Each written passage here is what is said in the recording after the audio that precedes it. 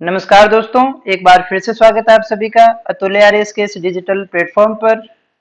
तो दोस्तों, जैसा कि हमने शुरू किया था आरएएस प्री भर्ती परीक्षा के लिए भारतीय राज्य व्यवस्था का सिलेबस, आज अपनी 13वीं क्लास है और इस क्लास में हम बात करेंगे एक इम्पोर्टेंट टॉपिक राष्ट्रपति के विषय में। आगे बढ़ने से पहले, क्लास शुरू करने से पहले थोड़ा सिलेबस को देखें तो ये जो पहला टॉपिक था हमारा दार्शनिक तत्व वाला, ये भाग हमारा पूरा हो गया। हमने भारतीय संविधान सभा को कर लिया, संविधान की विशेषताएं, संवैधानिक संशोधन, उद्देशिका, मूल अधिकार, राजनीति के निदेशक तत्व, मूल कर्तव्य, ये एक पार्ट दोस्तों हमारा पूरा हो गया है और बड़े अच्छे से हमने किया है। उसी तरह से आज अपने जिस सेकंड पार्ट को शुरू करने जा रहे हैं उसको भी उसी तरह से पूरा कर लेंगे, जहां यहाँ पर हमें दार्शनिक तत्व देखने को मिलते हैं और यहाँ हमारा वास्तविक संविधान शुरू होता है कि संविधान का संचालन किस तरह से होगा, जहां हम सरकार के विषय में बात करने वाले हैं। तो चलिएगा शुरू करें क्लास को और बात करें हम कि क्या सीखेंगे आज। तो आज बिल्कुल राष्ट्रपति के विषय में ही बात करेंगे। थोड़ा लंबा टॉपिक है और इस पूरे सिलेबस में मैं अगर बात करूं, ये नीचे वाला सारा सिलेबस में राष्ट्रपति ही सबसे बड़ा टॉपिक है। बिल्कुल अच्छे से करेंगे, एक एक चीज को समझेंगे। ये क्लासेस भी हमारी आधारित है हैंड रिटन नोट्स पर ही और पीडीएफ के माध्यम से हम इसे सीखने की कोशिश करेंगे। तो चलिएगा बिना समय गंवाए चलते हैं अपनी पीडीएफ की तरफ और देखते हैं आज हम क्या नया सीखने वाले हैं। तो दोस्तों, आज हम बात करेंगे राष्ट्रपति के विषय में और राष्ट्रपति टॉपिक को शुरू करने से पहले कुछ बेसिक चीजों की मैं आपसे बात करना चाहूंगा ताकि एक विजन आपके दिमाग में बन पाए। ठीक है, जब भी हम बात करते हैं शासन व्यवस्था की, किसकी बात करते हैं, जब भी हम शासन व्यवस्था की बात करें तो हमें ये मालूम होना चाहिए कि शासन के 3 अंग हुआ करते हैं। एक तो होती है हमारी कार्यपालिका, एक हमारी होती है व्यवस्थापिका और एक होती है हमारी न्यायपालिका। इन तीनों के माध्यम से जो है हमारा शासन चलता है। जहां व्यवस्थापिका है, व्यवस्थापिका का कार्य होता है निर्माण करना। किसका निर्माण करती है? ये कानूनों का निर्माण करती है, नए नियमों को बनाती है और इन नियमों को एग्जीक्यूट करने का जो काम है वो कार्यपालिका के पास में होता है। ये निर्माण करती है, ये कानून को पारित करती है और उनके द्वारा शासन को संचालित करने का कार्य करती है। और ये कानून बने वो सही है या नहीं, उनके लिए न्याय करना, उनकी व्यवस्था करने का कार्य कौन करता है? न्यायपालिका करती है दोस्तों। तो ये किसी भी जगह जाएंगे तो विशेषतः ये शासन के अंदर हमें सामान्यतः इन चीजों की आवश्यकता होती है। अब थोड़ा आगे समझे हम। हमारी जो कार्यपालिका है, कार्यपालिका कई प्रकार की होती है, जिसमें से हमारी जो कार्यपालिका है वो हमारी संघीय कार्यपालिका है। कौन सी कार्यपालिका है? हमारी संघीय कार्यपालिका है। इसको थोड़ा सा समझ ले पहले, फिर अपने राष्ट्रपति की तरफ चलते हैं, थोड़ा विजन हमारा क्लियर हो जाए। अगर हम संघीय कार्यपालिका की बात करें भारतीय संविधान के अंदर, तो भारतीय संविधान का जो भाग 4 है, भाग 5 के अंदर, भाग 5 के अंदर किसकी व्याख्या की गई है? संघीय कार्यपालिका की गई है। और इसमें अनुच्छेद 52 से लेकर के 78 तक, अनुच्छेद 52 से लेकर के 78 तक जो है वो कार्यपालिका के विषय में बताया गया है, संघीय कार्यपालिका के विषय में। और इसका जो काम है, उसका काम है जो व्यवस्थापिका कानून बनाएगी उन कानूनों को लागू करवाना। उनको क्या करवाती है? ये लागू करवाती है और शासन का संचालन करती है। ये भी हमने देखा। तो हम देखें इस संघीय कार्यपालिका के अंदर कौन कौन लोग शामिल होते हैं, किनको अपने शामिल कर सकते हैं।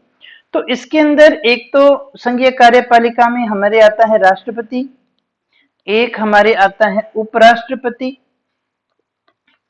एक हमारे आता है प्रधानमंत्री। 3 तो ये हो गई।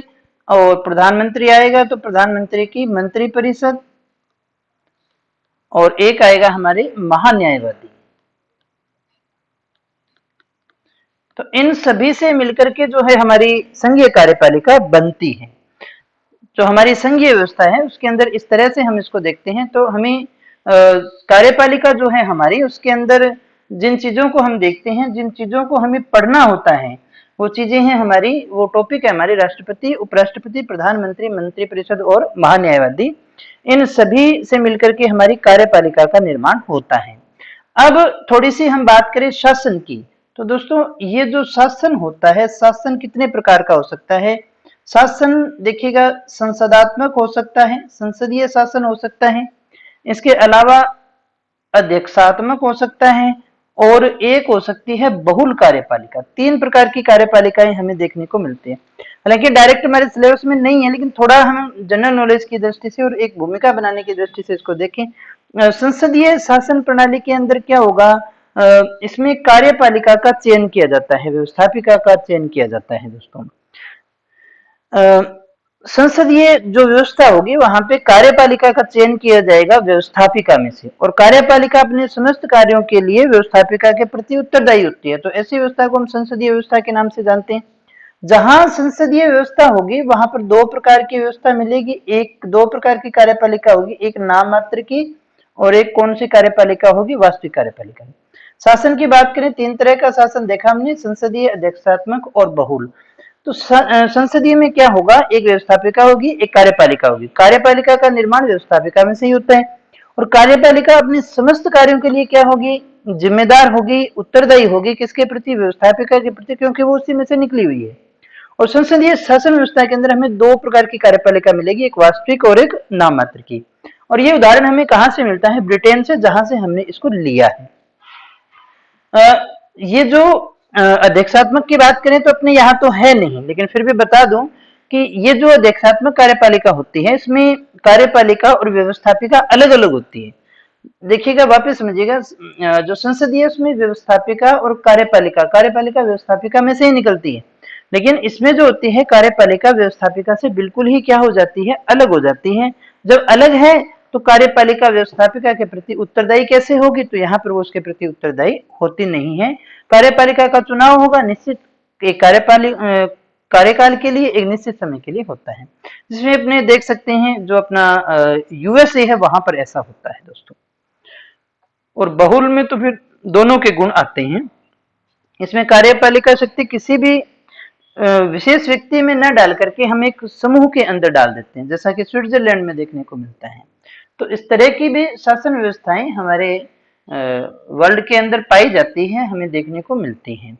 और जब हमने देखा कि संसदीय व्यवस्था है, संसदीय व्यवस्था के अंदर कार्यपालिका है, और कार्यपालिका के दो रूप हमने देखे, कौन कौन से देखे, एक तो वास्तविक कार्यपालिका होती है और एक नाम मात्र की कार्यपालिका होती है। उसी में से हमारे पास में क्या आता है, राष्ट्रपति आता है, जिसका अध्ययन अभी अपने करने वाले हैं। अब एक एक करके अपने इसको अच्छे से समझने की कोशिश करते हैं। सबसे पहले हम बात करें राष्ट्रपति की, तो भारत में जो संसदीय शासन प्रणाली अपनाई है हमने, वो ब्रिटेन की तरह ही अपनाई है। बस वहां पर क्या होता है, वहां पर होता है ताज, वहां पर क्या होता है, ताज होता है। लेकिन हमारे यहाँ पर उसकी जगह क्या होता है, राष्ट्रपति होता है। दोनों के चुनाव में फर्क है। ताज ब्रिटेन में जो अध्यक्ष है, नाम मात्र का अध्यक्ष है, वो वंशानुगत है, लेकिन यहाँ पर ऐसा नहीं होता, बल्कि क्या होता है, उसका चुनाव हुआ करता है दोस्तों। तो यहाँ पर जब हम राष्ट्रपति की बात करें तो सबसे पहले हमें ये समझ लेना होगा कि अगर आपसे पूछा जाए कि भारत का पहला नागरिक कौन है, तो भारत का पहला नागरिक होता है सदैव राष्ट्रपति। जब हम देश में सबकी सीनियरिटी लिस्ट बनाते हैं तो वरीयता क्रम में सबसे टॉप पर कौन आएगा, राष्ट्रपति आता है, उसके बाद में उपराष्ट्रपति आता है। जब हम बात करते हैं संसद की दो प्रकार की कार्यपालिका की, एक नाम मात्र की और एक वास्तविक की, तो राष्ट्रपति जो होता है वो केवल नाम मात्र की कार्यपालिका होती है और औपचारिक प्रमुख होता है। अब नाम मात्र का कैसा, ये करता है, इसके हाथ साइन सब कुछ होते हैं, लेकिन इसको मिलता कुछ नहीं है। इसको आप इस तरह से समझ लीजिएगा, जैसे आप किसी शादी में गए हो, विवाह में, अभी तो थोड़ा आपको कम देखने को मिलेगा, किसी गांव वगैरह में जाओगे, और यहाँ अपने राजस्थान में जैसे एक परंपरा होती है सुबह शादी के बाद में सुमठनी की, तो उस सुमठनी में एक थाली रखी जाती है। सामान्यतः जितने भी पीहर वालों की, लड़की वालों की जो भी इच्छा होती है, उसके हिसाब से उसमें कुछ गिफ्ट वगैरह रखा जाता है, कैश में भी कुछ रखा जाता है। तो उसमें कुछ गोल्ड वगैरह जो है वो उस थाली में आता है, और उस थाली को जो सामने वाला है, सामने वाली लड़के वाली पार्टी है, वो भेंट करती है लड़की वालों को। तो अब यहाँ पर जो लेने वाला और देने वाला होगा, उस थाली को कौन पकड़ाएगा और कौन उठाएगा। अब उसमें वास्तव में तो देखो पैसे किसके लगे हैं, लड़की के पापा के लगे हैं, और जाने किसके पास में है, लड़के के पापा के पास में जाने हैं। लेकिन दोनों में वो तो हो गई कौन सी, आप उनको समझिएगा, वो तो हो गई वास्तविक कार्यपालिका। लेकिन वास्तव में उनका लेन देन करता कौन है? लड़के वाले क्या कहेंगे भी घर का सबसे बड़ा बुजुर्ग कौन है? अगर खुद का कोई दादा है, परदादा है, नाना है, जो भी बड़ा होगा ना उसको लेके आएंगे, वो तो पकड़ाएगा। और उधर से क्या होगा, सामने वाले पक्ष से भी क्या होगा कि कोई ना कोई ऐसा ही बड़ा बुजुर्ग को ढूंढा जाता है और वो आता है उसको लेने के लिए, वो थाली देगा, वो थाली उठाएगा। लेकिन थाली में रखा हुआ माल तो किसी के खाते से न तो निकला है न किसी के खाते में जाने वाला है। तो वो तो आप उसको कैसे देख सकते हैं? वो तो क्या होगी बताओ, वो तो नाम मात्र की है ना, जिनके नाम तो हुए कि थाली किसने पकड़ाई थी, दादाजी ने, फूफा जी ने, नाना जी ने, इन्होंने जो है सुमटनी उठाई थी, इन्होंने पकड़ाई थी, लेकिन दोनों के हाथ में तो कुछ भी नहीं था, है ना। तो जिसके हाथ में कुछ आता नहीं है, तो ऐसे ही हमारे राष्ट्रपति महोदय के लिए हम देख सकते हैं भूमिका कुछ कुछ हमारी ऐसी रहेगी, क्योंकि ये क्या हो गई, एक मात्र नाम मात्र की कार्यपालक, जिसका नाम, जिसके नाम से सारे काम तो होते हैं, पर कई बार तो उसको खुद को ही पता नहीं होता कि क्या क्या काम हो गए, है ना। तो ये औपचारिक रूप से क्या होता है, प्रमुख होता है। संघीय कार्यपालिका में ये संवैधानिक प्रमुख होता है, क्योंकि हमारे यहाँ कौन सी कार्यपालिका है, संघीय है। और जब संविधान में है तो ये कैसा पद है, एक संवैधानिक पद होता है दोस्तों।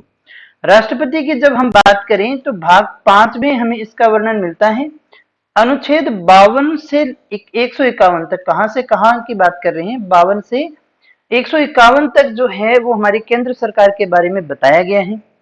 और यहाँ 52 से 78, अनुच्छेद 52 से 78 क्या है दोस्तों, कार्यपालिका है। तो 52 से 78 तक तो हमें कम से कम पढ़ना पड़ेगा। अब राष्ट्रपति के निर्वाचन और उन सबको पढ़ाने से पहले मैं आपको कुछ अनुच्छेदों के विषय में बताना चाहूंगा। जो राष्ट्रपति से संबंधित अनुच्छेद है, जब भी आप इस टॉपिक को पढ़ें, नोट्स आपको मिल जाएगा, जब आप इसको पढ़ें तो कम से कम पहले इन आर्टिकल्स को याद कर लें, एक भूमिका, एक फीचर आपके दिमाग में रहेगी जिनसे आसान हो जाएगा। राष्ट्रपति से संबंधित आर्टिकल कौन कौन से हैं, हम उनको पहले बात कर लेते हैं, फिर उसको आगे समझ लेंगे। अनुच्छेद 52 की बात करें तो 52 कहता है कि भारत का क्या होगा, एक राष्ट्रपति होगा, ऐसा लिखा गया है इसके अंदर। और 52 ये कहता है एक राष्ट्रपति होगा, मतलब एक ही होगा, दो नहीं हो सकते। 52 देखो एक लाइन का इतना छोटा अनुच्छेद और कोई है नहीं। इसको हम कहते हैं भारतीय संविधान का सबसे छोटा अनुच्छेद, लेकिन सबसे ज्यादा इंपॉर्टेंट भी है। ये जो राष्ट्रपति नाम है ना, इसमें इस नाम की अनुशंसा की थी श्यामा प्रसाद मुखर्जी ने। श्यामा प्रसाद मुखर्जी जो थे, उन्होंने अनुशंसा की थी कि राष्ट्रपति नाम होना चाहिए। फिर हम बात करें अनुच्छेद 53 की, ये भी राष्ट्रपति से संबंधित है। इसमें संघ की कार्यपालिका शक्ति के बारे में बताया गया है, और 53 कहता है संघ की जो सारी कार्यपालिका शक्ति है वो राष्ट्रपति में ही निहित होगी। किसमें निहित होगी, राष्ट्रपति में निहित होगी। और इस शक्ति का वो प्रयोग कैसे करेगा, या तो स्वयं करेगा या अपने अधीनस्थ के माध्यम से करेगा। एक बार फिर से बोल देता हूं कि संघ की जो भी शक्तियां हैं, कार्यपालिका की शक्तियां हैं, वो सारी के सारी राष्ट्रपति में निहित होती है। और इन समस्त शक्तियों का प्रयोग करेगा कौन, या तो वो खुद करेगा या अपने अधीनस्थ के माध्यम से इसका जो है वो इलाज करता है, कार्य करता है। फिर अनुच्छेद 54 की बात करेंगे। 54 में राष्ट्रपति के निर्वाचक मंडल के विषय में बात की गई है कि राष्ट्रपति का निर्वाचन कौन लोग करते हैं, निर्वाचन के विषय में बताया गया है। तो इसका निर्वाचन अप्रत्यक्ष होता है, जनता प्रत्यक्ष रूप से तो नहीं करती है। जनता एक निर्वाचक मंडल भेजती है, उसके माध्यम से किया जाता है। और निर्वाचक मंडल में कौन होता है, एक ही चीज याद रखिएगा, सभी निर्वाचित सदस्य होते हैं, चाहे वो लोकसभा के हों चाहे वो विधानसभा के हों। निर्वाचित सदस्य जो हैं लोकसभा, विधानसभा, यानी संसद के निर्वाचित सदस्य और राज्य की विधानसभाओं के जो निर्वाचित सदस्य हैं वो इसमें आते हैं, मनोनीत नहीं आएंगे। क्योंकि मनोनीत आप इतना समझे ना, इसलिए नहीं आते क्योंकि राष्ट्रपति को अधिकार है 12 सदस्य है उसमें मनोनीत करने का। उसने 12 सदस्यों को मनोनीत किया, अपनी मर्जी से कर दिया।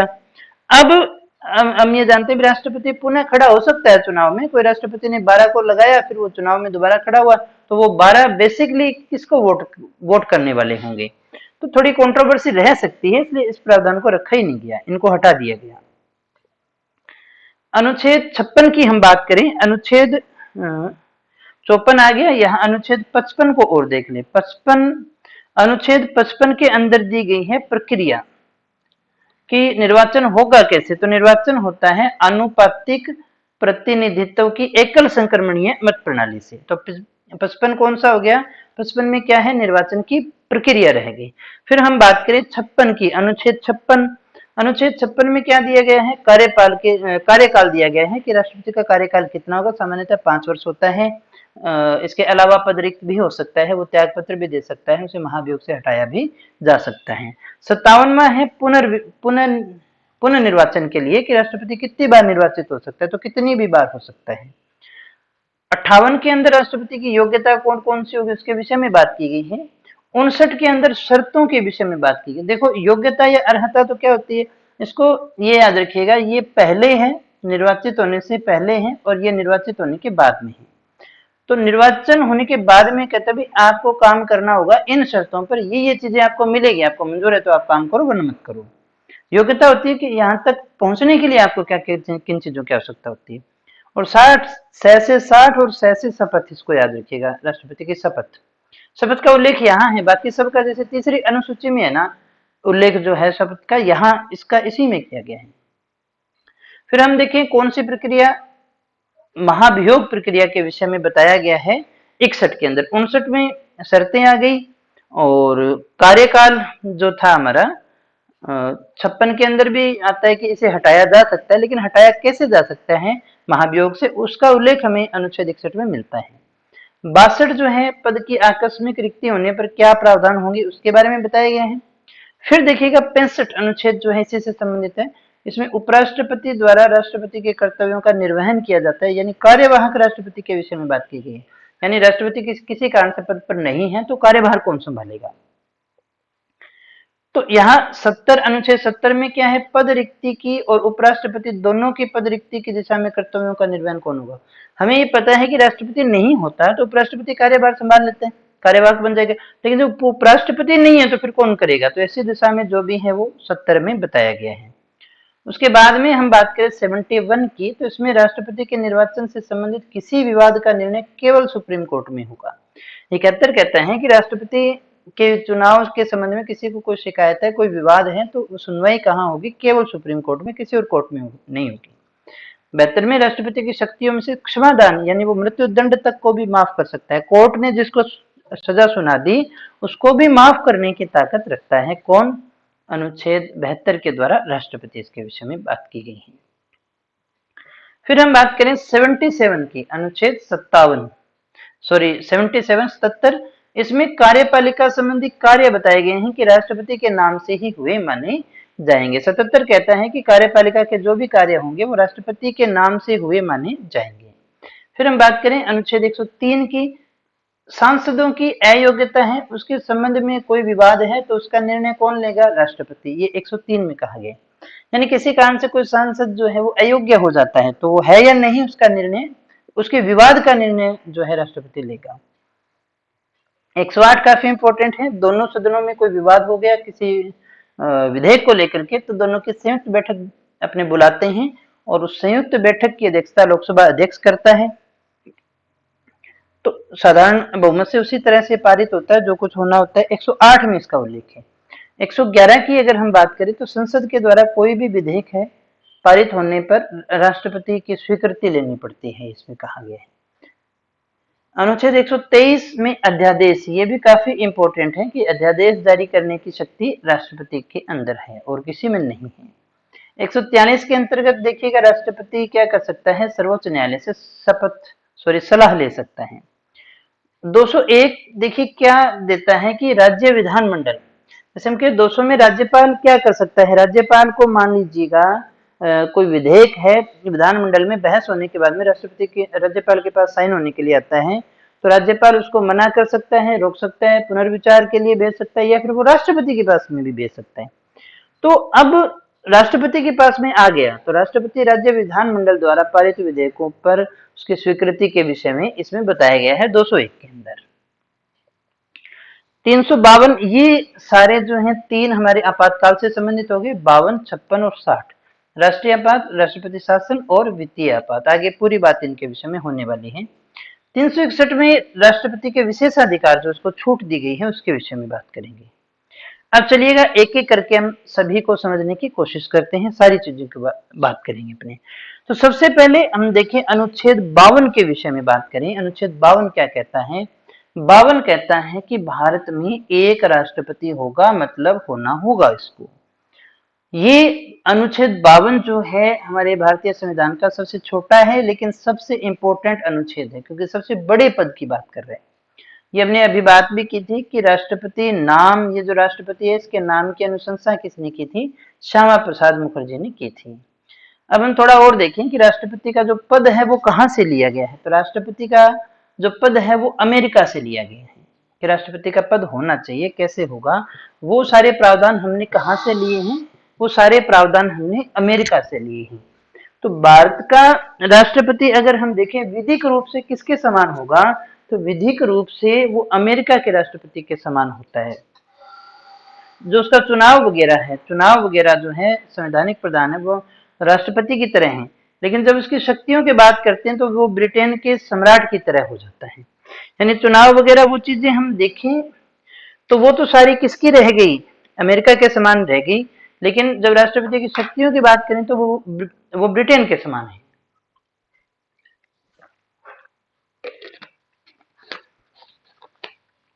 अब देखिएगा, राष्ट्रपति को एक बार फिर से बता देता हूं मैं ये बातें कि राष्ट्रपति जो है, राष्ट्रपति का पद हमने कहां से लिया है? तो राष्ट्रपति का पद हमने अमेरिका से लिया है, नंबर एक बात। दूसरी बात कि राष्ट्रपति के अमेरिका से हमने क्या लिया है? तो जो वैधानिक रूप है, विधिक रूप है, वो हमने वहां से लिया है। लेकिन जब हम शक्तियों की बात करते हैं कि राष्ट्रपति में कौन सी शक्तियां होगी, तो ब्रिटेन में भी नाम मात्र का होता है और यहाँ पर भी नाम मात्र का होता है।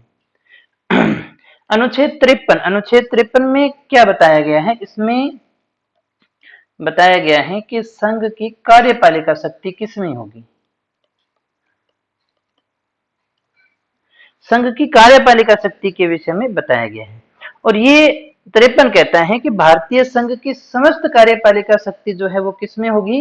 वो राष्ट्रपति में ही निहित होगी, जिसको वो या तो खुद करेगा या अपने अधीनस्थों के माध्यम से करवाएगा। दो आर्टिकल तो आपको अच्छे से याद होने चाहिए। तो 53 ये कहता है कि संघीय कार्यपालिका का संवैधानिक प्रमुख जो है वो कौन होता है? राष्ट्रपति होता है। दूसरा, भारतीय संघ की समस्त कार्यपालिका शक्ति जो है वो राष्ट्रपति में निहित होते हैं। संवैधानिक प्रमुख राष्ट्रपति है तो शक्ति किसमें होगी? उसी में होती है कार्यपालिका की। लेकिन वो उसका प्रयोग खुद नहीं करता, या तो वो खुद करेगा या फिर अधीनस्थों के माध्यम से करेगा। तो मतलब कुछ स्वयं विवेकीय शक्तियां उसके पास में है, आगे बात करेंगे उनके विषय में। यहाँ जिन अधीनस्थों के बारे में बात कर रही हैं, तो ये अधीनस्थ प्रधानमंत्री और उसकी क्या होती है? मंत्रिपरिषद। तो 52 में हमने कहा भारत में एक राष्ट्रपति होगा। 53 कहता है कि उसी राष्ट्रपति में कार्यपालिका की समस्त शक्तियां मौजूद होंगी। अब अनुच्छेद 54 की बात करें तो 54 में क्या बताया गया है? 54 में है राष्ट्रपति का निर्वाचक मंडल। निर्वाचक मंडल जैसे हम कहें कि भी कोई सांसद है, विधायक का निर्वाचक कौन होता है? तो कोई भी वोट दे सकता है उसमें जो 18 साल का हो चुका है।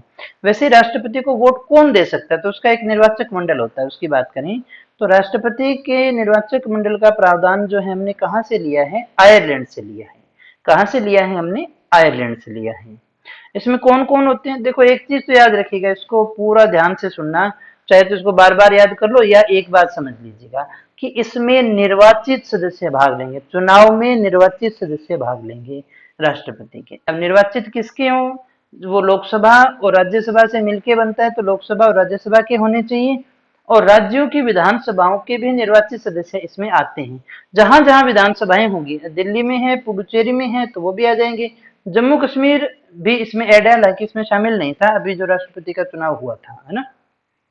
तो निर्वाचित जो सदस्य हैं वो सभी के सभी क्या करेंगे? इसमें भाग लेंगे। एक बार फिर से देख लीजिएगा, 54 में क्या है? निर्वाचक मंडल। निर्वाचक मंडल हमने कहाँ से लिया है? आयरलैंड से लिया है। आयरलैंड से लिया है और इसमें निर्वाचित सदस्य भाग लेंगे, है ना। ये याद रखिएगा अच्छे से। जब 70वां संविधान संशोधन हुआ था, ये जो केंद्र शासित प्रदेश दिल्ली और पुडुचेरी को हमने शामिल किया है, ये 70वें संविधान संशोधन 1992 से हमने इसको शामिल किया है, पहले नहीं थे ये। अब कौन भाग नहीं लेता? तो मनोनीत सदस्य जो हैं वो इसमें भाग नहीं लेते। जैसे हम कहते हैं ना कि राष्ट्रपति जो है लोकसभा राज्यसभा में सदस्यों को मनोनीत कर सकता है ना। जैसे 12 और 2 सदस्यों को मनोनीत करने की ताकत रखता है, तो वो इसमें भाग नहीं लेते हैं। हालांकि जब संविधान बन रहा था, संविधान सभा थी, तो संविधान सभा में एक बहुत बढ़िया व्यक्ति थे, केटी शाह। केटी शाह ये कहते थे कि राष्ट्रपति का निर्वाचन वयस्क मताधिकार के आधार पर होना चाहिए, लेकिन हालांकि जब वयस्क मताधिकार के आधार पे होगा, उसका भी चुनाव होगा, प्रधानमंत्री का चुनाव होगा, तो दोनों ही जनता के द्वारा चुने हुए प्रतिनिधि होंगे, तो टकराट होने की संभावना थी, इसलिए इसको नहीं लिया हमने। निर्वाचक मंडल देख लो कौन कौन भाग लेते हैं, लोकसभा, राज्यसभा, राज्य विधानसभा, केंद्र शासित प्रदेशों की विधानसभाएं, दिल्ली और पुडुचेरी और जम्मू कश्मीर। दिल्ली पुडुचेरी को 17वें संविधान संशोधन 1992 से जोड़ा गया था, जो 1 जून 1995 से प्रभावी हो गया था। अब देखो यहाँ मैंने लिख भी दिया है कि कौन इसमें भाग नहीं लेते। लोकसभा राज्यसभा के मनोनीत सदस्य भाग नहीं लेंगे, और विधानसभा, ये विधानसभा है, विधानसभा के मनोनीत सदस्य इसमें भाग नहीं लेंगे। राज्य की विधानसभाओं के विधान परिषद सब में है नहीं, इसलिए इसके भी भाग नहीं लेंगे, ये भाग इसमें नहीं लेते हैं। अभी 16वें राष्ट्रपति चुनाव की बात करें तो उसमें कुल कितने मतदाता थे, 4809, लोकसभा के निर्वाचित 543, राज्यसभा के 233, 776, इस तरह से था ना। 28 राज्य, 2 यूटी के कुल निर्वाचित इतने थे।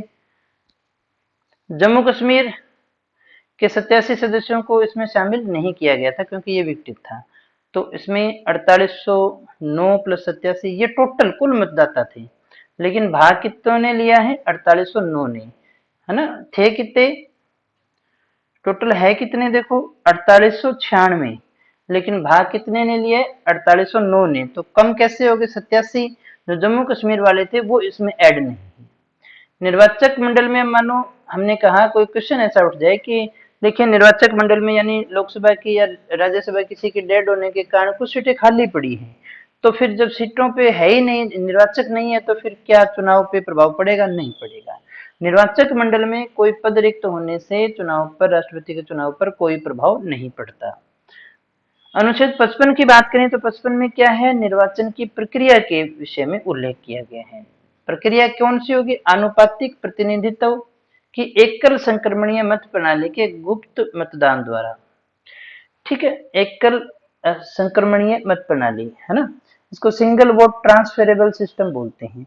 दोस्तों ये निर्वाचन प्रक्रिया एक ऐसा टॉपिक है, चाहे इसको समझाते समझाते है ना आप पूरा दिन लगा दो कि ये ऐसे 1 नंबर 2 नंबर पे लिखा जाता है, फिर इसका वोट इसको ट्रांसफर हो जाएगा, लेकिन वो कोई मतलब की बात नहीं है। आप इतना याद करिएगा ना, परीक्षा की दृष्टि से कहीं प्री मेंस कहीं नहीं आता वो चीज, न कोई हमें उसमें पीएचडी करनी है और न ही हमें उसको इस तरह से लिख के आना है ना, न हमें चुनाव में भाग लेना। अभी तो आता सब है, लेकिन अपने को बात नहीं करनी, अपने वही चीज फोकस रखेंगे जो हमसे पूछी जा सकती है ना। परीक्षा में समय कम है, और वैसे भी इन चीजों को हटाने के लिए ही आप किसी कोचिंग से जुड़ते हो, आप अपने मेंटर से क्यों जुड़ते हो, ताकि आप कचरा हटा सके। अन्यथा देखिएगा जो भी स्टूडेंट्स पढ़ते हैं ना सभी मेहनत करते हैं, लेकिन ये याद रखो कि अगर मेहनत करने से सब कुछ होता है तो मेहनत करने वालों को सबसे ज्यादा मिलता है, जो मिलता नहीं है।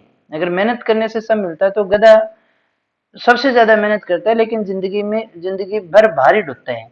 और भी आप देख लो, जैसे मानो कीमत किसकी है, कीमत स्मार्ट वर्क की है, आपके दिमाग की है। जो बंदा कचरा हटाना जानता है दिमाग से, उसकी वैल्यू ज्यादा है, वो ज्यादा कमा रहा है। आप देख लो एक मजदूर है, मजदूर ईंट रख सकता है लेकिन उसको पता नहीं है कि उसको रखनी कहाँ है। सबसे ज्यादा काम करता है, सबसे कम सैलरी उसको मिलती है। मजदूर से ऊपर मिस्त्री आता है। अब मिस्त्री ईंटों को लगा सकता है, दीवार बना सकता है, उसको उससे थोड़ी सी ज्यादा सैलरी मिलती है क्योंकि उसका दिमाग का यूज थोड़ा ज्यादा हो गया। वो दीवार बना सकता है लेकिन बनानी कहाँ है उसको नहीं पता। अब वो किसके पास में जाता है, आर्किटेक्चर के पास में। तो आर्किटेक्चर वो सारे पूरी बिल्डिंग में जितना नहीं कमाते, वो उतना तो नक्शे बनाने में कमा लेते हैं। तो आर्किटेक्चर को पता है कि कहाँ बनाना है, क्या बनाना है। मजदूर को सबसे कम इसलिए मिलता है, उसको पता ही नहीं कि कहाँ रखना है, क्या कैसे बनाना है। तो इसका मतलब आप समझिएगा वैल्यू किसकी है, स्मार्ट वर्क की है। तो हमें कम से कम दिमाग से कचरा हटा लेना। और आप किसी मेंटर से जुड़ते हैं, आप किसी कोचिंग से जुड़ते हैं, इसीलिए जुड़ते हैं कि ताकि अपनी चीजों की छंटनी हो सके और हम एक फ्रेश जो मटेरियल है वो अपने पास में हो कि हमें इतना ही याद करना है। अन्यथा किताबों में भी कचरा बहुत है ना, और उनका काम है लिखना। देखो लिखे बिना किताबें बिकती नहीं है, तो वो खूब सारा लिखेंगे। आज इस बात को थोड़ा मेरे दिमाग में डाल लीजिएगा, अगर सच में आपको आरपीएससी या कोई भी परीक्षा पास करनी है तो आपका जो कंटेंट है, एक किताब से आपको नोट्स तो बनाने पड़ेंगे, या तो आप बने बनाए ले लीजिएगा, या फिर उनको रीड करना पड़ेगा, बार बार उनको समझना पड़ेगा। समझ करके नोट्स आप, नोट्स की विशेषता ये होती है कि आप 2 घंटे में परीक्षा टाइम में आपका नोट्स का एक रजिस्टर आराम से पढ़ दोगे, लेकिन आप किताब नहीं पढ़ पाते, है ना। तो ये निचोड़ होता है सारी चीजों का जो आपको पढ़ना है, यानी क्रीम हो गई एक तरह से। तो कचरा हट रहा है, कचरा अपने को हटाना है, फालतू वो नहीं करना आपको कि पूरी 2-2 क्लासेस, 2-2 घंटे की क्लासेस आपको यूट्यूब पर मिल जाएगी, कोई टीचर भी पढ़ाता हुआ मिल जाएगा।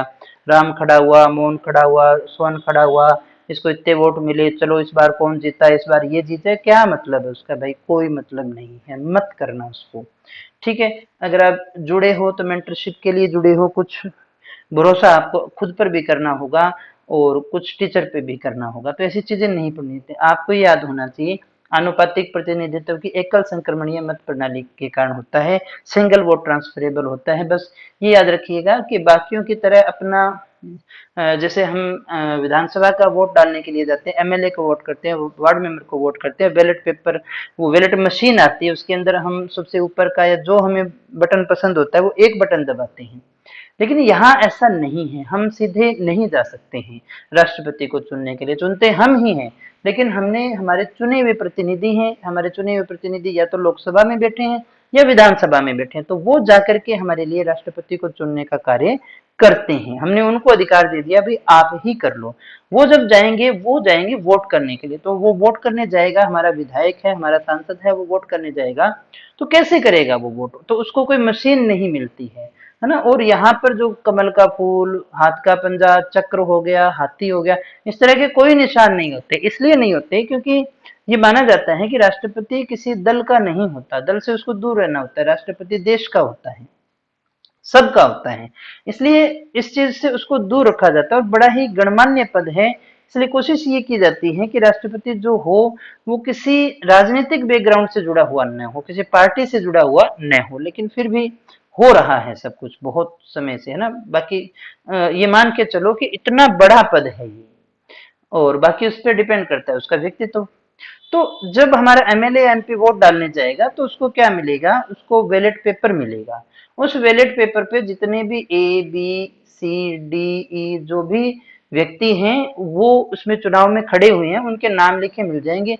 अब उसको क्या करना है, इस पे मोहर नहीं मिलती है, मोहर लगाने के लिए वो इन सब में क्या करेगा, जो उसको सबसे पहली पसंद है, यानी उसको सब पे कुछ ना कुछ अंकन करके आना होता है। उनको रैंक बांटनी होती है, मैं पहली पसंद मेरी ये है, दूसरी पसंद ये, यानी मैं इसको जिताना चाहता हूँ, ये ना जीते तो फिर ये जीत जाए, ये ना जीते तो फिर ये जीत जाए, ये ना जीते तो फिर ये जीत जाए, ये सबसे लास्ट में आएगा। यानी उन पांचों में से कोई सा ही जीत जाए, लेकिन इस क्रम से जीत जाए। तो जब हमने कहा भी हमारा पहला, और जब इसकी गिनती होगी तो यहाँ पर बहुमत नहीं होता है, एक निश्चित कोटा है। कोटा होता है 50%+1, यानी कि 50% से एक वोट उसको ज्यादा मिल गया तो वो क्या हो जाएगा, विजेता हो जाएगा। और वेद मतों का होता है जितने वोट उस समय डाले गए थे। तो अगर ये पहले वाले हमारे वोट चुने गए सब सी को और वो 50% से ऊपर निकल गए तो ये विजयी हो जाएगा। अगर नहीं है तो फिर अपने क्या करेंगे, जो लास्ट वाला है ये तो फिर किसी काम का है नहीं, इसके वोट जो है वो ऊपर ट्रांसफर हो जाएंगे। और फिर इस तरह से मानो कि भाई तब हमारी पहली पसंद को न देख करके कौन सी को देखा जाएगा, दूसरी को, उसके वोट जो है वो पहली में ट्रांसफर हो जाएंगे। तो इस तरह से ट्रांसफरेबल होता रहता है, जिसको अपने सिंगल वोट ट्रांसफरेबल सिस्टम बोलते हैं, यानी एकल संक्रमणीय मत प्रणाली से जोड़ते हैं।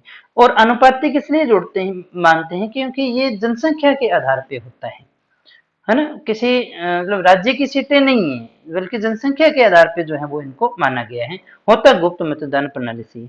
तो कैसा चुनाव है ये, अप्रत्यक्ष चुनाव है। कौन करवाता है इसको, भारतीय निर्वाचन आयोग करवाता है। अगर कोई व्यक्ति राष्ट्रपति चुनाव में खड़ा होता है तो उसको एक जमानत राशि जमा करवानी होगी, जो उसकी 15,000 रुपए होगी। किसके पास जमा करवाएगा, कौन से बैंक में करवाएगा, तो आरबीआई के पास उसे जमा करवानी होती है। तो इस राशि का होगा क्या, ये राशि या तो उसको वापस मिल जाएगी या जब्त हो जाएगी। वापस कब मिल जाएगी, अगर 1/6 जितने वोट उसमें डाले गए, जैसे मान लीजिएगा 600 वोट पड़े थे, उसमें से 100 वोट उसको मिल गए, तो फिर उसकी जमानत राशि उसको वापस मिल जाएगी। लेकिन उसको 90 वोट मिले जो 1/6 से कम है, तो ये 15,000 रुपए जो है वो इसके डूब जाएंगे।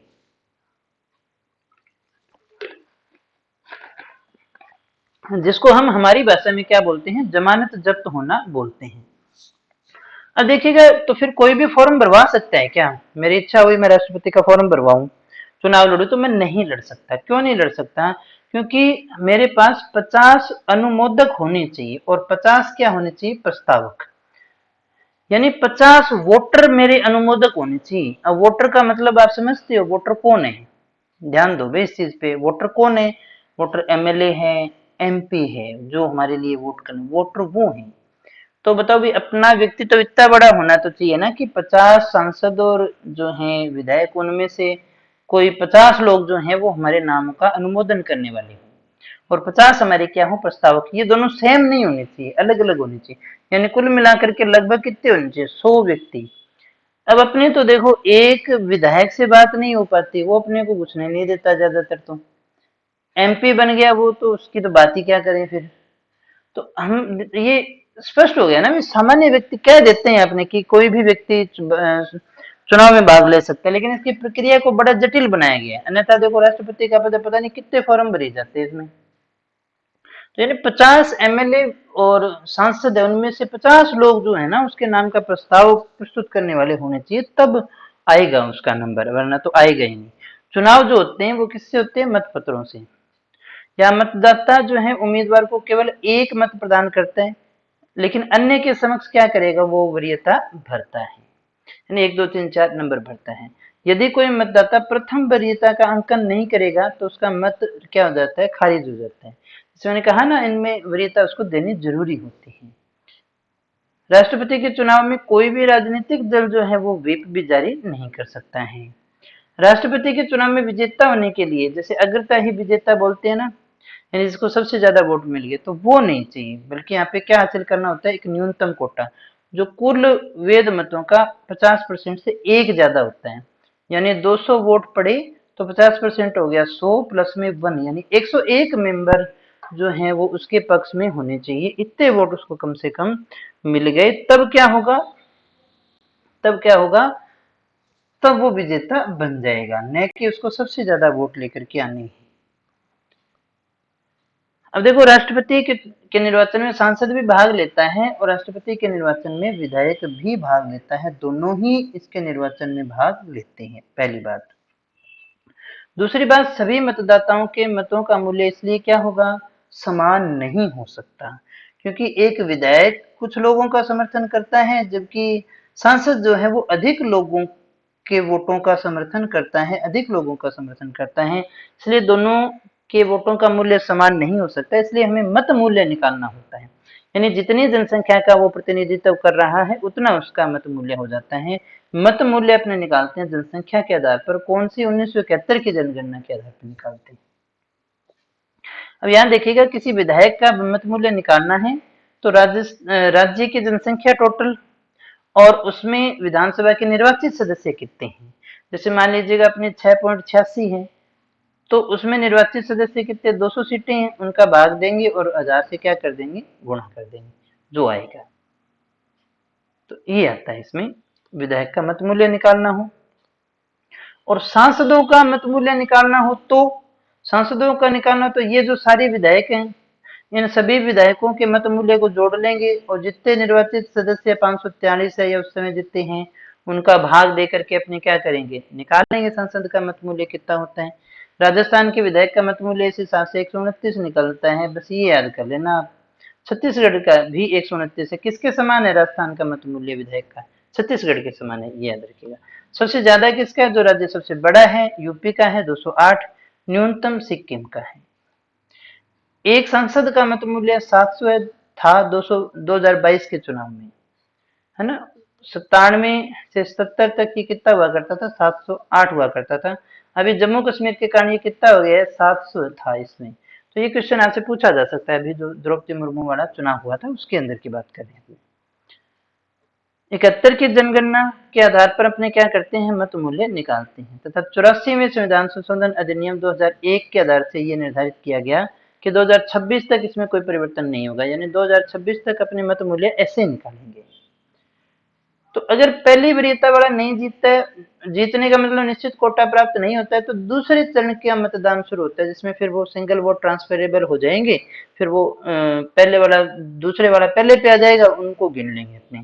तो यहाँ पर क्या हो जाएगा, दूसरी वरीयता से चुने जाने वाला कौन था, केवल एकमात्र राष्ट्रपति थे, वो थे वीवी गिरी साहब, और यही प्रथम कार्यवाहक राष्ट्रपति भी थे।